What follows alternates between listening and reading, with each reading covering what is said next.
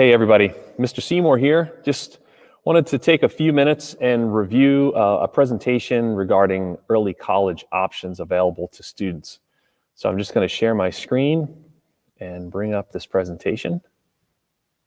We can sort of talk through all of these options. All right, here we go. So I hope that you all find this to be timely and helpful information. We are just about to begin the course selection process for next year. And so this is going to be information that hopefully will be able to be used in the couple of weeks ahead. Excuse me. So when I think about early college, what I think about is opportunities for students to start to accumulate college credits while they're still in high school. It's kind of a general term, and I think there's a few things that can be captured underneath that heading. This option is probably something that most people are fairly familiar with. It's not something new. It's been around for a long time. The Advanced Placement Program run by the College Board, where students can take courses in high school and depending on how they do on the end of course test, can get credits towards college. So we offer AP at Pentucket, and there is a cost for taking these tests. Right now it's about $95. And this is a list of the courses that are available. And again, this has kind of expanded quite a bit over the last 6 or 7 years. Everything from English and social studies, math, science, foreign language, and visual art. How do you register for an AP course? We do a pre-registration process for AP, and we pretty much just wrapped up that process. And if for some reason a student is interested but wasn't able to get recommended so far in the process, or somehow this got past them, please reach out to the chair of the department of the course that you're interested in taking. The next option here is called concurrent enrollment. And this is a name that describes a partnership between a high school and a college where there's an aligned or agreed upon curriculum. And that curriculum is taught in the high school by a high school teacher who is also an adjunct professor. And students can complete the course successfully, and then they can get the college credit. And Pentucket has partnerships with 2 different colleges in New England. The first of these is with Merrimack College, and students can take Anatomy and Physiology 1 or 2 and Careers in Health Science. These courses are taught as a part of the school day, as a part of the student's regular schedule. There are no fees for any of the Merrimack College courses. Southern New Hampshire University is a new partnership for us. We started working with SNHU last year, and we were able to offer statistics and environmental science in this current school year.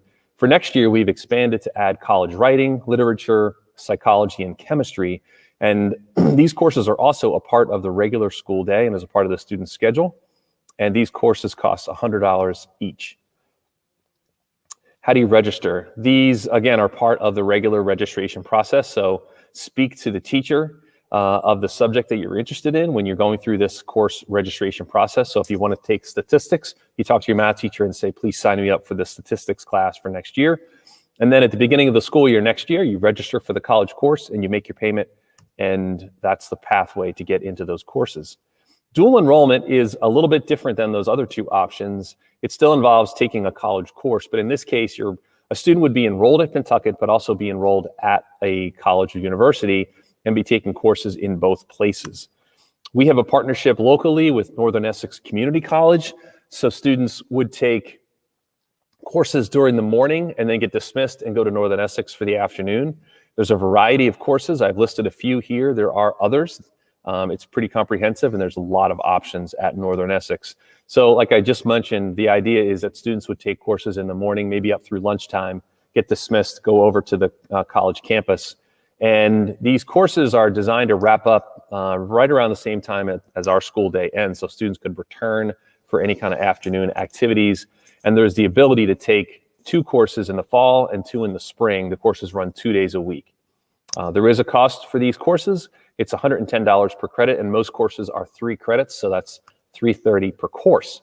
How do you register? So it's a little bit different than the concurrent enrollment, where students would select Northern Essex Early College as a part of their elective course registration, and then we will then follow up with students who have checked that box and talk a little bit more about the course options that they're interested in and work through the application and placement testing process.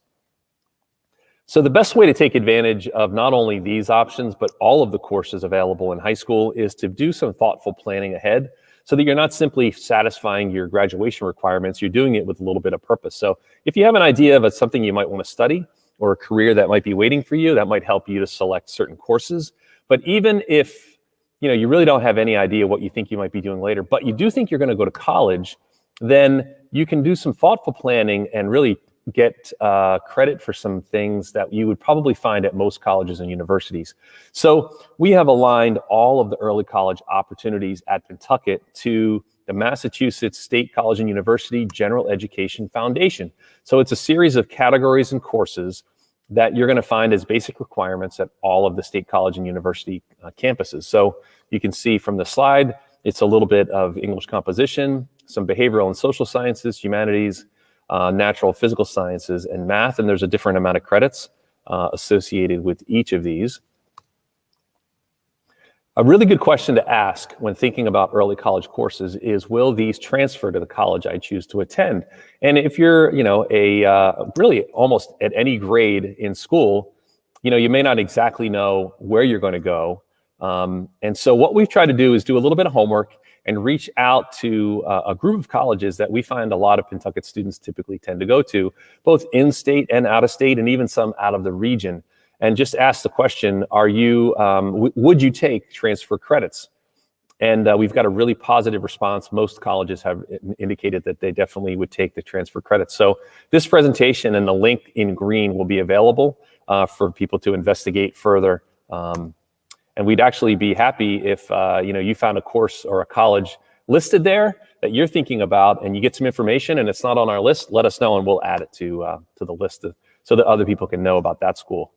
The next few slides are just an attempt to think about and show how these courses could be integrated into a student's 4-year schedule. So here we have a freshman course schedule, and you'll see there really aren't any early college opportunities available in the freshman year, but this is a pretty typical freshman schedule.